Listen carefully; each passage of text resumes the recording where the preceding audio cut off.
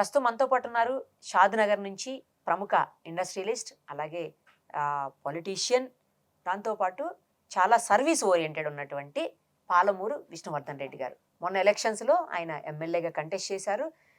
ఏ జెండా లేకుండానే ఆయనకు దాదాపు 32,000 ఓట్లు వచ్చాయి. అంటే ఆయన కెపాసిటీ ఏంటో మనకు అర్థమవుతుంది. గతంలో ఆయన బీజేపీలో ఉన్నారు. ఎందుకు బీజేపీ నుంచి టికెట్ రాలేదు అసలు? ఎందుకని అట్లా సింగిల్గా కంటెస్ట్ చేయవలసి వచ్చింది జెండా లేకుండా? ఇవన్నీ ఆయన మాటల్లోనే తెలుసుకుందాం.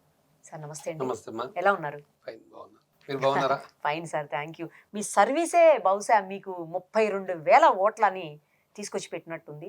మీరు చేసే సర్వీస్ నేను చూశానండి. అసలు మామూలు సర్వీస్ కాదు అది. రేయింబవళ్ళు ఒక బ్యాచ్ జనాల కోసం అంబళ్ళు తయారు చేయటం, ఫుడ్ తయారు చేయటం, మెడిసిన్స్, ఏంటి అసలు అది సర్వీసు? మామూలు సర్వీస్ కాదండి. ఫస్ట్ మీకు హ్యాట్స్ ఆఫ్ అండి, అంత సర్వీస్ చేస్తున్నందుకు. ఇంత సర్వీస్ ఉండటం వల్లే మీరు ఇంతగా జనానికి దగ్గరగా ఉన్నారనుకోవచ్చా? వాస్తవం. సేవనే మనల్ని ఎంత దూరం తీసుకుపోయింది, ప్రజల దగ్గరికి, వాళ్ళ మనసులకి అటాచ్ అయ్యేటట్టుగా. 100% మనం చేసిన సేవకి గుర్తింపు వచ్చినట్టే. అది జనాలు గుర్తించారు, పార్టీ ఎందుకు గుర్తించలేదు? బీజేపీ మిమ్మల్ని ఎందుకు బీజేపీలోంచి బయటకు వచ్చారు? అసలు బీజేపీ మీకు ఎందుకు టికెట్ ఇవ్వలేదు? మనం $1 మిలియన్ ప్రశ్న అంటాం కదా, ఇది $1 బిలియన్ ప్రశ్న. ఓకే. మాకు కూడా ఏమనిపిస్తుంది అంటే, భారతీయ జనతా పార్టీ అనేది సైద్ధాంతికంగా చాలా పవర్ఫుల్ పార్టీ. చాలా, అవును. గ్రౌండ్ లెవెల్లో ఒక కార్యకర్త నుంచి భారత ప్రధాని నరేంద్ర మోడీ గారి దాకా కూడా ఒక కనెక్షన్ ఉన్న పార్టీ అనుకుంటాం మనం. కరెక్ట్. అయితే మీరు సేవా కార్యక్రమాలు 2-3 చెప్పారు. దాదాపు ఒక 30 సేవా కార్యక్రమాలు చేసినాను నేను. అబ్బా అబ్బా. ఈ 30 సేవా కార్యక్రమాల ద్వారా నేను 2 లక్షల మంది ప్రజల్ని కనీసం 5 సార్లను కలిసింట. ఒక్కొక్క ఇంటికి 5 సార్లను పెట్టా.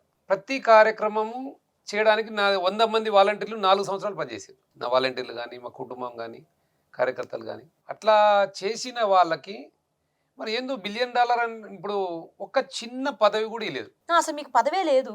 లేదు. బట్ ఈసారి మీరు ఖచ్చితంగా ఎమ్మెల్యేగా పోటీ చేస్తారు. షాద్ నగర్ చాలా మంది నాకు చెప్పున్నారు. నేను రైట్ పర్సన్ ఆయనే కదా మరి, ఎందుకంటే మీ సర్వీస్, బీజేపీలో సర్వీస్ కి చాలా వాల్యూ ఇస్తారు. అలాంటప్పుడు మీకే రావాలి టికెట్, మీకే వస్తుంది. తీరా చూస్తే మీరు నేమ్ మీది లేదు. అప్పుడు రెబల్ గా కంటెస్ట్ చేస్తున్నారు అని విన్నాను. ఇదేంటి అని అనుకున్నా. మీరు ఏ సర్వీస్ చూసినా మనదే వస్తుంది సర్వేలలో పేరు. ఎందుకంటే మనం చేసిన సర్వీస్ ని బట్టి ఆ సర్వేలో రావడం సహజం. సర్వేలు అయితే వచ్చింది, టికెట్ రాలేదు. కారణాలు అనేకం ఉండొచ్చు, ఉన్నాయి కూడా, కారణాలు చాలా ఉన్నాయి. అక్కడ ఏంటంటే కొన్ని గ్రూప్స్ నడుస్తున్నాయి బీజేపీలో ప్రజెంట్. అట్లా మీరు ఏ గ్రూప్ లోనూ లేరా? ఏ గ్రూప్ లో నేను ఎవరినైతే నమ్మినో, మీకు చిన్న ఉదాహరణ చెప్తాను. నేను బెంగళూరులో చిన్న ఒక తల్లి ఒక పాపను చంపింది. నిన్ననో మొన్ననో 4 years పాపను చంపేసి. తల్లి జన్మనిచ్చింది ఎందుకు? పాలిచ్చి, ఆహారం ఇచ్చి, పెంచి పెద్ద చేయడానికి. అట్లాంటి తల్లే కసాయిగా ఇలా చంపింది. మేము నమ్మిన నాయకులు కూడా కార్యకర్తలని ఎవరైతే వెల్విషర్గా ఆశీర్వదించి పెంచాలనో, ఈర్ష్యపడి వాళ్ళే మమ్మల్ని కిల్ చేసే పరిస్థితి వచ్చినప్పుడు ఇట్లాంటిదే సందర్భం ఉంటుంది.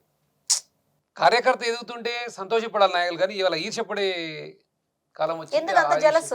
అంటే సర్వీస్ చూసా, లేకపోతే జనం మీ వైపు ఉన్నారనా, లేకపోతే రేపు రాజకీయ నాయకులుగా ఒక పదవి వస్తే వాళ్ళకి ఇబ్బంది అవుతుందనా? మొట్టమొదటిగా రాజకీయం అనేది ఖచ్చితంగా ఒక ఐడెంటిటీ కోసం చేస్తాం.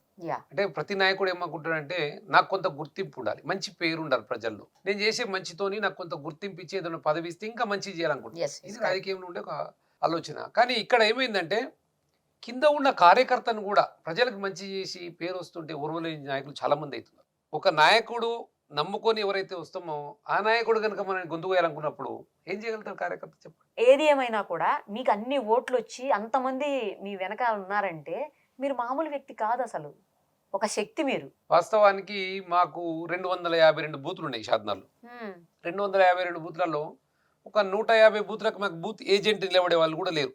డైరెక్ట్ ఓటర్ టు లీడర్ అన్నట్టు ఉంది. నాకు ఒక 10 మంది కార్యకర్తలు గట్టి వాళ్ళు ఉంటారు, నియోజకవర్గం మొత్తం పరిచయం ఉన్న వాళ్ళు. అంటే బహుశా నేను అనుకుంటా ఈ మాత్రం 10 మంది కార్యకర్తలతో 32,000 ఓట్లు రావడం అనేది ఇంకా డిఫరెంట్ ఇష్యూ. అది జెండా లేకుండా వెనకాల జెండా పెట్టుకుంటేనే అన్ని రావట్లేదు. గతంలో బీజేపీకి డిపాజిట్స్ కూడా రానటువంటి పరిస్థితి ఉంది చాలా చోట్ల. అఫ్ కోర్స్ ఈసారి కాస్త గతంతో పోలిసినప్పుడు ఈసారి ఓట్ల శాతం కూడా పెరిగింది అనుకోండి. కొన్ని ప్లేసెస్ లో 22-23 ప్లేసెస్ లో సెకండ్ ప్లేస్ లో ఉంది. కానీ గతంతో పోల్చినప్పుడు, గతంలో అనుకున్నప్పుడు చాలా మంది అసలు డిపాజిట్సే రాలేదు. అలాంటి చోట మీరు రెబల్ గా వెళ్ళి అన్ని ఓట్లు తెచ్చుకోవడం అంటే మామూలు విషయం. అలాంటి కార్యకర్తలను గుర్తించి సరిగ్గా టికెట్లు ఇస్తే ఈ రోజు కూడా బీజేపీకి 25 సీట్లు వచ్చే పరిస్థితి ఉండే తెలంగాణలో. అంటే గతం కంటే మెరుగుంది ప్రోగ్రెస్ రిపోర్ట్ అనుకుంటారు, కానీ చాలా మెరుగయ్యే పరిస్థితి నుంచి ఈ పరిస్థితికి వచ్చిందని నేను అంటున్నా. ఓకే. దీనివల్ల ఇలా భారతీయ జనతా పార్టీ 25 సీట్లకు 30 సీట్లకు రావాల్సిన పరిస్థితి నుంచి ఇలా 8 సీట్లకు వచ్చింది. ప్రత్యక్ష ఉదాహరణ నా యొక్క ఎన్నికనే. 32,000 ఇండిపెండెంట్కి వచ్చే అభ్యర్థికి టికెట్ ఇవ్వకుండా, మాట్లాడకుండా డిపాజిట్ రాని వ్యక్తులకు ఇసుకుంటే ఎట్లా పార్టీ ముందర కార్యకర్తలు ఎట్లా ఇదవుతారు? పార్టీ ఎట్లా ఎస్టాబ్లిష్ అవుతుంది? తెలంగాణలో అధికారం రావాలని కలనే ఉంటుంది కదా. ఏదైనా ప్రత్యర్థులకు అయితే మాత్రం మీరు మామూలు పోటీ ఇవ్వలేదండి మీ నియోజకవర్గంలో. మేము నామినేషన్ వేసిన రోజు ఒక్క పిలుపు అంతే. మేము జస్ట్ ఒక మెసేజ్, వాట్సాప్ మెసేజ్ పంపించినాం. మాకు ఎక్కువ మహిళల ఫాలోయింగ్ ఎక్కువ నాకు అక్క జిల్లాలాగా. ఎందుకంటే 112,000 మంది మహిళలకి నేను పట్టు చీరలు ఇచ్చిన రాఖీ పండుగ. ఒక 13,000 మంది గర్భిణీ స్త్రీలకి ప్రోటీన్ పౌడర్ బాక్సులు నేను ఇంటికి వెళ్ళి ఇచ్చిన, వేరే వ్యక్తి కాదు. 13,000 ఇండ్లకు నేనే పోయినా, పర్సనల్గా పోయినా. అట్లా అటాచ్మెంట్ నాకు. నేను ఒక పిలిపిస్తే 50,000 మంది మహిళలు వచ్చింది నాకు నామినేషన్కి. అయితే 32,000 దగ్గర ఆగిపోవడం కారణం ఏంటంటే ఎలక్షన్ మూమెంట్ లో మీకు ఏదో హెల్త్ ప్రాబ్లం వచ్చింది. హెల్త్ ప్రాబ్లం వచ్చింది. మేము ఒక 5 రోజులు హాస్పిటలైజ్ అయినాం. మాకు మైల్డ్ స్ట్రోక్ వచ్చిండే. ఆ ట్రీట్మెంట్ కోసం 5 రోజులు హాస్పిటల్లో ఉన్నాం. ఆ మధ్యలో ఏమైందంటే టీఆర్ఎస్కి కాంగ్రెస్కి బలమైన ఒక ప్రచారం నేపథ్యంలో ఏమైంది, మా కార్యకర్తలందరూ కూడా కొంచెం వెనక్కి వెళ్ళిపోయాను. లేకుంటే నాకు ఈజీగా 50,000 ఓట్లు వచ్చే అవకాశం ఉన్న స్థానం నాది. తక్కువ ఓట్లు రావచ్చు. నేను 2 లక్షల మందికి సర్వీస్ చేసిన. షాద్నగర్ నియోజకవర్గంలో ప్రజలు ఏమంటారంటే ప్రభుత్వ పథకాలు అందరికి అందినాయో అందలేదో, కానీ విష్ణన్న పథకం మాత్రం ప్రతి ఇంటికి అందింది. 100కి 100% ఇండ్లకి నాది ఏదో ఒక పథకం అందింటది. 100% చాలా గ్రేట్. ప్రతి ఇంటికి ఎంత ఉన్నతవంతులైనా సరే, ఎంత ఉన్నత స్థాయి ఉన్నా సరే వాళ్ళ ఇంటికి పోయినా నేను నా సర్వీస్ అందించి వచ్చిన, పేదవాళ్ళ నుంచి పైదాకా. నెక్స్ట్ మరి ఎంపీ ఎలక్షన్స్ లో ఏమన్నా బీజేపీ నుంచి కంటెస్ట్ చేస్తారని ఎక్స్పెక్ట్ చేయొచ్చా? మిమ్మల్ని అవకాశం ఉందా? ఏమన్నా పిలిస్తే అవకాశం ఖచ్చితంగా చేస్తాం. వాళ్ళు అవకాశం ఇస్తే. ఇప్పుడు జనరల్ గా నేనేమంటున్నానంటే మా పార్లమెంట్ లో ఇండిపెండెంట్ గా నాకు 32,000 ఓట్లు వచ్చినాయి. ఈ ఎంపీ ఎన్నికలలో ఒకవేళ బీజేపీ లేకపోతే ఏదైనా జాతీయ పార్టీ నాకు టికెట్ ఇస్తే నా అసెంబ్లీ నుంచి నాకు 1,25,000 ఓట్లు వస్తాయి.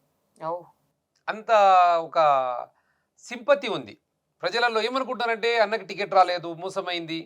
నాకు టికెట్ రాలేదు కాబట్టి, నీకు ఆరోగ్యం బాగాలేదు కాబట్టి నేను గెలవని అపనమ్మకంతో నా మీద ప్రేమ అభిమానం ఉన్న ఎంతోమంది పేద ప్రజలు, మహిళలు వాళ్ళ వేరే వేరే పార్టీలకు ఇవ్వడం జరిగింది. నేను గ్రామాలకు పోతుంటే ఏమంటారంటే అన్న నీకు టికెట్ వచ్చింటే గెలుస్తుంటివి, ఇప్పటికన్నా నీవు ఏదైనా ఎంపీ టికెట్ తెచ్చుకో, అందరం వేస్తామంటారు పార్టీలకు అతీతంగా. కానీ అది మన చేతిలో లేనిది. మీరు ఇండిపెండెంట్గా వేయండి, ఈసారి వచ్చేస్తారు అది కూడా. ఎందుకంటే మీ ఫాలోయింగ్ చూస్తున్నాం కదా. నేను కొన్ని వీడియోస్ చూశాను మీవి, అసలు మామూలుగా లేదు, గూస్ బంప్స్ వస్తున్నాయి. ఆ వీడియోస్ చూస్తున్నా అంతమంది ప్రజలు మీ వెనకాల ఉన్నారు. అవన్నీ ఓట్లుగా మార్చుకోగలిగితే మీరు ఎక్కడ ఉంటారు? ఆ ఓట్లు మార్చుకునే యంత్రాంగము మంత్రాంగం లేకనే నాకు మొన్న 32,000 రావడం జరిగింది. మంత్రాంగం కూడా లేదా? లేదు. ఇప్పుడు పరిపాలన గురించి చెప్పండి. మీకు ఎలా అనిపిస్తోంది ప్రజెంట్ ఉన్నటువంటి రేవంత్ రెడ్డి గారి పాలన, కాంగ్రెస్ ప్రభుత్వ పాలన ఎలా అనిపిస్తోంది? చెప్పండి, అభిప్రాయం చెప్పండి. రేవంత్ రెడ్డి గారు బాగా కష్టపడి వచ్చిండ్రు. వాస్తవానికి ఆయన జెడ్పీటీసీ స్థాయి నుంచి ఒక పార్టీలో వచ్చి షార్ట్ టర్మ్ లో 5 సంవత్సరాలు అధికారం తీసుకురావడం అనేది నాట్ ఏ జోక్ వాస్తవానికి. అట్లాంటిది సంక్షేమ పథకాల మీద వచ్చిండు, చేయొచ్చు. కొంచెం ఆదాయ మార్గం పెంచుకునే మార్గం చేయాలి. సంక్షేమ పథకాలు చాలా వేల కోట్లు అవసరం. అవును. కానీ ఒక మంచి టీం ఏర్పాటు చేసుకొని ఆ టీం యొక్క వాళ్ళందరూ కూడా మంచి కలిసిమెలిసి ఉండి మంచిగా చేసుకుని ఆదాయ మార్గం పెంచుకుంటే తప్ప కొంత ఇబ్బంది పడతారేమో అనిపిస్తుంది నాకు. ఆదాయ మార్గం పెంచుకుంటే ఆయన చేయగలుగుతాడేమో అనిపిస్తుంది. రాబోయే ఎలక్షన్స్ చూస్తున్నాం మనం. చాలా స్టేట్స్లో ఎలక్షన్స్ ఉన్నాయి, మనకి ఎంపీ ఎలక్షన్స్ ఉంది, ఏపీలో కూడా ఉంది ఎలక్షన్. ఈసారి ఏపీ గురించి చెప్పండి. మీకు ఏమైనా ఏపీ గురించి అవగాహన ఉండే ఉంటుంది కదా రాజకీయ నాయకులుగా. ఏపీలో ఎవరు వస్తారు అనుకుంటున్నారు ఈసారి? కొంత మార్పు జరగొచ్చేమనుకుంటున్నాను. ఒక 60% చంద్రబాబు నాయుడు రావడానికి అవకాశం ఉందేమో అనుకుంటున్నాను. 60-40 ఉంటుంది, మరీ ఎక్కువ ఉండదు. అక్కడ సంక్షేమ పథకాలు ఎక్కువ చేస్తున్నాడు జగన్మోహన్ రెడ్డి. కానీ కొంత వ్యతిరేకత సహజంగా ఎమ్మెల్యేల మీద వ్యతిరేకత కానీ ప్రభుత్వం వ్యతిరేకత ఉంది కాబట్టి ఒక 60% బాబుకు అవకాశం ఉందేమో అనిపిస్తుంది. ఓవరాల్ గా ఈసారి ఎవరు రావచ్చు అనుకుంటున్నారు? సెంట్రల్లో ఓవరాల్ గా బీజేపీ అలయన్స్ గవర్నమెంట్ రావచ్చు అనిపిస్తుంది. మీకు బాగా ఇష్టమైన లీడర్ ఎవరు చెప్పండి? సెంట్రల్ లో చెప్పండి, స్టేట్ లో చెప్పండి. స్టేట్ లో నేను బాగా ఇష్టపడేది వైఎస్ రాజశేఖర రెడ్డి. కలిసారా? నేను ఒక కార్యకర్తగా ఉన్నప్పుడు ఆయన 5 సార్లు కలిసిన నేను. అంటే కొంత ఆయన ఉదార స్వభావం, పోయిన వాళ్ళకంతా పనిచేద్దామనే వ్యక్తిత్వం కాబట్టి నచ్చిండు ఆయన. అడిగిన వాళ్ళకి హెల్ప్ చేస్తారు. రైతు వారీగా చాలా సాయం చేసిండు కాబట్టి కొంత మేము రైతు కుటుంబం కాబట్టి కొంత ఎమోషనల్ అటాచ్మెంట్ లాగా ఉండేది. సెంట్రల్ లో వాజ్పేయి గారు బాగా ఇష్టం ఉండే నాకు. బీజేపీ వాజ్పేయి గారు యొక్క ఆయన కూడా చాలా ఉదార స్వభావం ఉన్నాడు. నా మనసు దగ్గర ఉన్న వాళ్ళు వీళ్ళు ఇద్దరు. రాజశేఖర రెడ్డి గారిని ఎన్నిసార్లు కలిశారన్నారు? నేను ఒక 5 టైమ్స్ కలిసి. మీకు బాగా నచ్చింది ఏంటి ఆయనలో? రిసీవింగ్ బాగుంటుంది. చిన్న కార్యకర్త అయినా దూరం నుంచి ఇగ్నోర్ చేసినట్టు కానీ, సరైన మర్యాద చేయనట్టు కానీ కనపడాడు. మంచిగా మాట్లాడతాడు. వాజ్పేయి గారిని కలిసారా? కలవలేదమ్మా. చాలాసార్లు ఆయన స్పీచ్ తిన్నాను, కలిసే అవకాశం అదృష్టం రాలేదు. మోడీ గారిని కలిశాను. మోడీ గారు కూడా ఇష్టమే, దృఢమైన సంకల్పం ఉన్న మనిషి అయినా మోడీ గారు కూడా. నేను బీజేపీలో జాయిన్ అయింది మోడీ గారు కండు వేసి జాయిన్ చేసుకున్నాను. ఒక కార్యకర్తనే నేను ఆ రోజు పదవి లేదు నాకు, ఈ రోజు కూడా పదవి లేదు. వచ్చేదే జస్ట్ మిస్ అయింది అంటున్నారు కదా కొంతమంది వల్ల. అంటే ప్రజల ఆమోదం అనేది చాలా పెద్ద పదవి. అదైతే ప్రజల ఆమోదం అనేది రాజకీయ నాయకునికి అంతకు మించిన తృప్తి వేరైతే ఉండదు. అదైతే నిజం. మీరు చేస్తున్న సర్వీస్ ముందు అసలు ఏది కూడా ఎక్కువ అనిపించదేమో అండి, ఇన్ని తక్కువే. నేను చేసిన సేవా కార్యక్రమాల లిస్టు, వాల్యూమ్, ఎంత మందికి చేసినాం, ఎంత టైం చేసినాం అది చూస్తే టోటల్ ఇండియాలో కూడా ఎవరు దొరకరు. నేను ఛాలెంజ్ చేయగలుగుతాను దీన్ని. మీరు ఇందాక చాలా పథకాలు ఉన్నాయమ్మా, నువ్వు ఒకటో రెండో చెప్పావన్నారు. ఏమేమి ఉన్నాయండి ఒకసారి చెప్పండి నాకు. నా పథకాలు ఒక గవర్నమెంట్ పథకాలు లాగానే ఉంటాయి. నమో ఆరోగ్యమస్తు, అందరికీ ఆరోగ్యం ఇవ్వాలి, 30,000 మందికి ట్రీట్మెంట్ ఇచ్చి మెడిసిన్ ఇచ్చి. నమో మాతృమూర్తి, 13,800 మంది మహిళలకి, గర్భిణీ స్త్రీలకు ప్రోటీన్ పౌడర్ డబ్బాలు ఇవ్వడం జరిగింది. నమో మన రాఖీ రక్ష, 1,12,000 మంది మహిళలకి చీరలు ఇవ్వడము, వాళ్ళకి రాఖీ పండుగకి నేను అన్నలాగా పోయి ఇవ్వడం. మళ్ళా నమో అమృతపానం, ఈ అంబలి కేంద్రాలు 200 గ్రామాల్లో అంబలి కేంద్రాలు 90 రోజులు ఇచ్చినాం. నమో యువరక్ష, 30,000 మంది యువకులకి హెల్మెట్లు ఇచ్చినాం. నమో సురక్ష, 15,000 మంది యువకులకి లైసెన్స్లు ఇచ్చినాం. 1,00,000 మంది పిల్లలకు పుస్తకాలు ఇచ్చినాం. 1,200 మంది పిల్లలకు స్కాలర్షిప్లు ఇచ్చినాం. 3,000 మంది పిల్లలకి జాబ్లు ఇచ్చినాం. ఇట్లా 30 కార్యక్రమాలు ఉన్నాయి. గవర్నమెంట్ స్కీమ్స్ కంటే మీ దగ్గర ఎక్కువ ఉన్నట్టున్నాయి. షాద్నగర్ నియోజకవర్గంలో నా పథకం అందని ఇల్లు 99% ఉండదు, అంత సర్వీస్ చేసిన. ఫ్యామిలీలో ఎవరైనా ఉన్నారా అండి పొలిటికల్? ఫ్యామిలీ గురించి చెప్పండి. ఎవరు లేరు. మా నాన్నగారు డిప్యూటీ ఎగ్జిక్యూటివ్ ఇంజనీర్ గా రిటైర్ అయ్యింది. ఆయన ఎలక్ట్రికల్ ఇరిగేషన్ లో. అయితే మా నాన్నగారిది రైతు కుటుంబం, మేము రైతు కుటుంబం నుంచి వచ్చినాం. నేను ఇండస్ట్రీ పెట్టినాను. ఇండస్ట్రీలో ఒక 30 years నుంచి ఇండస్ట్రీ అసోసియేషన్ లో ఉన్నా. చాలా ఇండస్ట్రీస్ అసోసియేషన్ లో ఉన్నా. నేను ఒక 4-5 అసోసియేషన్ లో నేను వైస్ చైర్మన్ గా, స్టేట్ వైస్ చైర్మన్ గా, సెంట్రల్ కమిటీ మెంబర్ గా ఉన్నా. రైతు వారీగా నేను ఫార్మర్స్ సొసైటీకి ఒక 6 సంవత్సరాలు పనిచేసిన, మన రైతు సంఘం తరఫున. ఇవన్నీ నా సేవా కార్యక్రమాలు అక్కడి నుంచి కొంచెం కొంచెం స్టార్ట్ అయినాయి. మొదట నేను 20 ఏళ్ళు కాంగ్రెస్ లో ఉన్నా, ఒక కార్యకర్తగా, పెద్ద పదవి లేకుండా. మార్కెట్ కమిటీ వైస్ చైర్మన్ కూడా నేను షాద్నగర్ కి. దాని తర్వాత ఒక 5 years టీఆర్ఎస్ లో ఉన్నా, తర్వాత బీజేపీ. అసలు కాంగ్రెస్ లో నుంచి ఎందుకు మారారు పార్టీ? తెలంగాణ ఉద్యమం. ఉద్యమం కోసం మారారు. ఉద్యమ నేపథ్యంలోనే అందరం ఆకర్షితులైన అందులోకి. కాంగ్రెస్ నుంచి పోవాలనే కోపం కానీ అదేం లేకుండే. మళ్ళీ బీఆర్ఎస్ నుంచి ఎందుకు బీజేపీలోకి వెళ్ళారు? బీఆర్ఎస్ లో చూసిరు కదా, బీఆర్ఎస్ పాలన చూసినాం కదా మనం. బీఆర్ఎస్ పాలన చూసినాం, బీజేపీ మార్పు తెస్తుందని అనుకున్నాం మనం. బీజేపీ 5 సంవత్సరాల కింద అభినందన్ గారి ఇష్యూ అయినప్పుడు, లాస్ట్ పార్లమెంట్ అప్పుడు ఒక చేంజ్ వచ్చింది. భారతదేశం మొత్తం కూడా ఒక మార్పు కోసం ఆలోచన చేస్తున్న సందర్భం అది. ఆ టైంలో నరేంద్ర మోడీ గారు పథకాలు, వాళ్ళ యొక్క నేషనల్ ఇంటిగ్రిటీ గురించి ఇవన్నీ కూడా చూసి కొంత మనకి ఇష్టపడిపోయినాం. బీజేపీలో 3 పార్టీలు చూశారు, కాంగ్రెస్ చూశారు, బీఆర్ఎస్ చూశారు, బీజేపీ చూశారు. ఏ పార్టీలో కంఫర్ట్ గా అనిపించింది అన్ని రకాలుగా? కంఫర్ట్ అంటే అమ్మ పొలిటికల్ గా రికగ్నిషన్ కాంగ్రెస్ లో బాగుండేది. సర్వీస్ ఓరియంటెడ్ గా, నేషనల్ ఇంటెగ్రిటీ కానీ, నేషన్ ఇంట్రెస్ట్ పరంగా బీజేపీ బాగా అనిపించింది. అప్పుడున్న తెలంగాణ ఉద్యమం ప్రకారం బీఆర్ఎస్ కూడా అప్పుడు బాగానే ఉండేది. టీఆర్ఎస్ తెలంగాణ ఉద్యమ నేపథ్యంలో నేనున్న 4 సంవత్సరాలు కూడా తెలంగాణ ఉద్యమ నేపథ్యంలో బాగానే ఉంది. అంత పాజిటివ్ యాటిట్యూడ్లోనే ఉన్నా. మూడు పార్టీలు ఎక్కడ ఉన్న పార్టీ డిస్కంఫర్ట్ ఫీల్ కాలేదు. నేను కంఫర్ట్ గానే ఉన్నాను. అయితే ఈ పార్టీలో మనకు అవకాశం ఇచ్చింటే ప్రజలకు ఇంకా న్యాయం చేయగలిగే వాళ్ళం. ఒక ఎమ్మెల్యేగా గెలుపొందితే ఈ పథకాలతో పాటు ప్రభుత్వ పథకాలని తీసుకుపోవడము, ప్రజలకు సర్వీస్ చేయడము, నా ఒక్కరి శక్తి సరిపోదు కదా. ప్రభుత్వం శక్తి ఉంటే కొన్ని లక్షల మందికి పనిచేయచ్చు. కానీ ఒక విషయంలో చాలా మంచిగా అనిపిస్తుందండి మీరు చెప్తుంటే. జనరల్ గా ఒక పార్టీలో నుంచి బయటకు వచ్చిన తర్వాత పార్టీని తిడుతూనే ఉంటారు అసలు రాజకీయ నాయకులు. ఏదో ఒక సందర్భంలో ఏదో ఒక రకంగా అవకాశం దొరికినప్పుడల్లా తిడుతూనే ఉంటారు. అలాంటిది మీరు ఏ ఒక్క పార్టీ 3 పార్టీల నుంచి బయటకు వచ్చారు. మీకు చివరి నిమిషంలో సీటు ఇవ్వకపోయిన బీజేపీని కూడా మీరు ఒక మాట అనట్లేదు. ఒక వ్యక్తి వల్ల జరిగింది తప్ప పార్టీ అని అనట్లే. మీరు 3 పార్టీలని మంచిగా చెప్పారు అంటే మామూలు విషయం. మౌలికంగా పార్టీలు ఏవైనా వాళ్ళ రాజ్యాంగం ప్రకారం, వాళ్ళ కాన్స్టిట్యూషన్ లో ప్రజలకు సేవ చేయాలని ఉంటది. మౌలికంగా ఏ పార్టీ కూడా ప్రజలని ఇబ్బంది పెట్టాలని మౌలికంగా ఏ పార్టీ కూడా అనుకో. అక్కడున్న పరిస్థితులు ఉన్న నాయకుల వల్ల ఇబ్బంది పడాల్సిందే కానీ పార్టీలు ఎవరిని ఇబ్బంది పెట్టాలనో అట్లా ఉండదు. పార్టీ మౌలికంగా కూడా ఇక్కడ ఇబ్బంది ఉండదు. ప్రజల సేవ చేయడానికి వచ్చిన పార్టీలు అవి కూడా. కాబట్టి ఆ నాయకులతోనే వస్తుంది ఇబ్బంది. ఆ నాయకుల గురించి పార్టీని ఎందుకు విమర్శించాలి? భవిష్యత్ కార్యాచరణ ఏంటి? విష్ణువర్ధన్ రెడ్డి గారిది. ఖచ్చితంగా ప్రజల మధ్యలోనే ఉంటాము, సర్వీస్ చేస్తూ ఉంటాము. ప్రజలకి ఉపయోగపడే విధంగా ఏదన్నా మంచి పార్టీ నుంచి ఆహ్వానం వస్తే ఆ పార్టీలోకి పోయి ప్రజలకు సేవ చేద్దామని అనుకుంటున్నాము. ఇక ఒంటరిగా అంటే ఒక ఎన్నిక వరకు ఒంటరిగా ఉండగలుగుతాం, కానీ ఎన్నిక తర్వాత మా క్యాడర్ నా వెంబడి కొంతమంది క్యాడర్ ఉన్నారు, ఆశపడే వాళ్ళు ఉన్నారు. వాళ్ళందరికీ కొంత నేను ఇచ్చేయాలి, నేను వాళ్ళందరికీ పొలిటికల్ ఒక భవిష్యత్తు చూపించాల్సిన అవసరం ఉంది, ప్రజలకి కొంత సేవ చేయాల్సిన అవసరం ఉంది. నా ఒక్కంతో కాకుండా ప్రభుత్వాలతో కానీ పార్టీలతో కానీ కలిసి ప్రజలకు సేవ చేసే సందర్భం కోసం వెయిట్ చేస్తాం. పిలుపు వస్తే ఏ పార్టీలను జాయిన్ అవడానికి రెడీ అన్నారు? ఉన్నదే 3 పార్టీలే మన దగ్గర, కాంగ్రెస్, బీజేపీ, బీఆర్ఎస్. ఈ 3 పార్టీలే ఉన్నాయి. మరి 3 పార్టీల నుంచి మీరు బయటకు వచ్చి ఉన్నారు, మళ్ళీ ఆ పార్టీల వాళ్ళు పిలిస్తే మళ్ళీ వెళ్తారా? మరి తప్పకుండా వెళ్ళే అవకాశం ఉంది. అవకాశం ఎందుకు ఉంటుందంటే ఇప్పుడు ప్రధానమైన రాజకీయ స్రవంతిలోనే ఈ 3 పార్టీలే కాబట్టి నేను ఏ స్టాండ్ తీసుకున్నా ప్రజలకు సేవ చేయాలంటే నాకున్న 32,000 ఓట్లకు అదనంగా ఇంకా అందరికి సేవ చేయాలంటే మాత్రం ఏదో ఒక ప్రధానమైన రాజకీయ స్రవంతి ఉన్న పార్టీలకు మాత్రమే పోవాలి. ఆ అవకాశం ఉన్నది ఈ 3 పార్టీలో కాబట్టి ఖచ్చితంగా ఈ 3లో ఏదో ఒక దాన్ని ఎంచుకోవాల్సిన అవసరం ఉంది. ఒకవేళ అవకాశం లేదు అంటే మీరు ఇండిపెండెంట్ గా రాజకీయాల్లో కొనసాగుతారా? సేవ చేయడానికి ప్రజలైతే నన్ను వదలరు కదా. అవునవును, నేను అనేది రాజకీయ నాయకుడు తప్పకుండా కొనసాగు, ఇండిపెండెంట్ అభ్యర్థిగా తప్పకుండా కొనసాగు. రాబోయే రోజు సింహం. అవును, సింహం చూశాను. సింహం సింగిల్ గానే కొట్లాడుతూనే వస్తుందిలేండి. అవును. సో అలా సింగిల్ గా వెళ్ళడానికైనా రెడీ. సింహం సింగిల్ గానే కొట్లాడింది, మొన్న చూపించింది. తెలంగాణ రాష్ట్రం మొత్తంలో ఏ పదవి అనుభవించకుండా మొట్టమొదటిసారిగా ఎమ్మెల్యేగా ఇండిపెండెంట్ గా నిలబడి ప్రధాన పార్టీల్లో సగం ఓట్లు తెచ్చుకుంది కేవలం సింహం విష్ణువర్ధన్ రెడ్డి మాత్రమే. మీకు కావాలంటే చూడండి, ఇండిపెండెంట్ గా నిలబడ్డ వాళ్ళు ఉన్నారు, నాకంటే ముందు కూడా చాలా మంది ఉన్నారు, కానీ వాళ్ళకు ఒక నేపథ్యం ఉంది.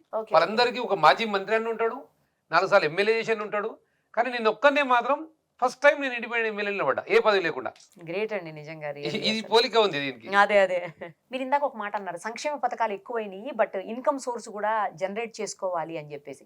ఒకవేళ మీరు గనక అడ్వైస్ చేయండి అంటే, ఎందుకంటే మీరు ఇండస్ట్రియలిస్ట్ ప్లస్ చాలా సంవత్సరాలుగా పాలిటీషియన్ గా కూడా ఉన్నారు, అన్ని పార్టీల్లో ఉన్నారు కాబట్టి మీరైతే ఎలాంటి సజెషన్ ఇస్తారు? ఎకానమీని పెంచుకోవడం, రెవెన్యూ పెంచుకోవడం, టర్మ్స్ అండ్ రిజిస్ట్రేషన్స్, వ్యాట్, ట్యాక్స్లు అలాంటివి కాకుండా ఇండస్ట్రియల్ డెవలప్మెంట్. అంటే ఈ ఇండస్ట్రియల్ డెవలప్మెంట్ పాలసీని గుజరాత్ పాలసీని ఆదర్శంగా తీసుకోవాలి కొంతవరకు. రాజస్థాన్ గవర్నమెంట్ కానీ గుజరాత్ గవర్నమెంట్ కానీ కొంత ప్రోయాక్టివ్ పనులు చేసినాయి. మన తెలంగాణ గవర్నమెంట్ వచ్చిన 9 సంవత్సరాల్లో ఇండస్ట్రియల్ పాలసీని పూర్తిగా నిర్లక్ష్యం చేసింది. ఎక్కడైతే ఎంప్లాయ్మెంట్ మనీ జనరేట్ అవుతుందో దాన్ని పూర్తిగా నిర్లక్ష్యం చేసి, దాన్ని కనుక మనం స్టెప్ బై స్టెప్ క్లస్టర్స్, అనేక రకాల క్లస్టర్స్, నిన్న మన పేపర్లో చూస్తున్నా 3 క్లస్టర్స్ పెడతాం, ఏదో సీఎం గారు ఏదో చెప్పారు. 3 క్లస్టర్స్ కాదు, జిల్లాకు క్లస్టర్ పెట్టి అక్కడున్న వ్యవసాయ ఆధారిత పరిశ్రమని ప్రోత్సహించి ఇన్సెంటివ్స్ ఇచ్చి, ఇన్ టైంలో ఇన్సెంటివ్ ఇస్తే చాలు. ఒక్క సంవత్సరం కనుక పారిశ్రామికవేత్తల యొక్క మనసు గెలుచుకుంటే దేశం మొత్తం నుంచి పెట్టుబడి పెడతారు. అది చేయగలగాలి. అది చేస్తే మాత్రం ఖచ్చితంగా తెలంగాణలో 1 ఇయర్లోనే టర్న్ అవుతుంది. మీకు ఎక్కువ మహిళల ఆదరణ ఉంటుంది, ఎక్కువ మహిళల పట్ల మీరు అభిమానం చూపిస్తుంటారు, ఎందుకు? రీజన్ ఏంటి? నా సొంతంగా తోడబుట్టిన అక్క చెల్లెలు లేరు, అందుకని అందరిని అక్క చెల్లెల్లాగే భావిస్తున్నారు. ఒక ఎమోషన్ ఫీలింగ్ ఉంటుంది. మొన్న బీజేపీ ఎలక్షన్స్ లో మీకు అంటే మీకు ఎగెనిస్ట్ గా కంటెస్ట్ చేసి మీ ప్లేస్ లో కంటెస్ట్ చేశారని చెప్పొచ్చు ఒక రకంగా. మీరు చేయాల్సిన ప్లేస్ లో ఆయన చేశారు కదా, ఎన్ని వచ్చాయండి ఓట్స్? 8,000 చూడలేదు. 8,000 వచ్చింది. సో మీరు 3rd ప్లేస్ లో ఉన్నారా? నేను 3rd ప్లేస్. అదే బీజేపీ అభ్యర్థి 4th కి వెళ్ళిపోయారు, ఇండిపెండెంట్ గా మీరే 3rd ప్లేస్ లో ఉన్నారు. మేబీ మీకు ఇచ్చిండింటే ఈ 8,000 పడేటివి ఇంకా ఎక్కువ. మన బీజేపీ క్యాడర్ లేదు, బీజేపీ క్యాడర్ సపోర్ట్ చేసేది. ఇతర పార్టీ నుంచి కూడా వచ్చే వాళ్ళు చాలా మంది ఉన్నారు. నాకు గనక మొదటి విడతలో టికెట్ ఇస్తే 100కి 100% కామారెడ్డిలో కేవీఆర్ ఎంతనో, ఇక్కడ షాద్నగర్ లో పీవీఆర్ ఉండేవాడు. పీవీఆర్ అంటారా మిమ్మల్ని? షార్ట్ కట్ లో సూపర్ పీవీఆర్ అంటారు. పాలమూరు విష్ణువర్ధన్ రెడ్డి కదా పీవీఆర్. సో మొత్తానికి అయితే ఏదైనా కూడా సెన్సేషన్ అండి. మీరు 32,000 ఓట్లు అంటే అస్సలు మామూలు విషయం కాదు. మీకు డిపాజిట్స్ కూడా వచ్చి ఉంటాయి కదా? తీసుకోవాలి, అదే వచ్చి ఉంటాయి కదా. 10% లోపు వచ్చిన అందుకే వస్తాయి కదా, ఎవరికైనా వస్తాయి. కానీ మెయిన్ అభ్యర్థి డిపాజిట్స్ కోల్పోయారు. చాలా చోట్ల అయింది అట్లా.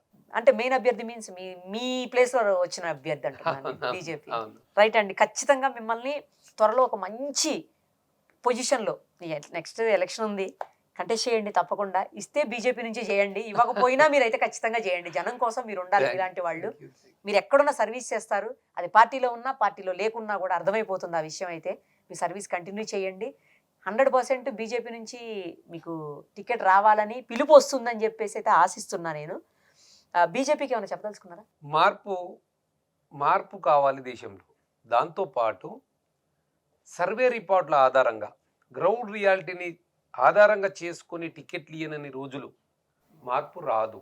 Okay. ఎస్పెషల్లీ తెలంగాణ రాష్ట్రంలో. ఓకే ఓకే తెలంగాణ రాష్ట్రంలో భారతీయ జనతా పార్టీ మార్పు రావాలని కోరుకుంటే మాత్రం ఖచ్చితంగా ప్రజల మన్ననని పొందిన వాళ్ళకు మాత్రమే టికెట్లు ఇవ్వాలి తప్ప వేరే ఎవరికంటే వాళ్ళకి ఇస్తే మాత్రం పార్టీ కార్యకర్తలందరూ కూడా ఆగమైపోతారు, ఓకే ఇబ్బంది పడతారు.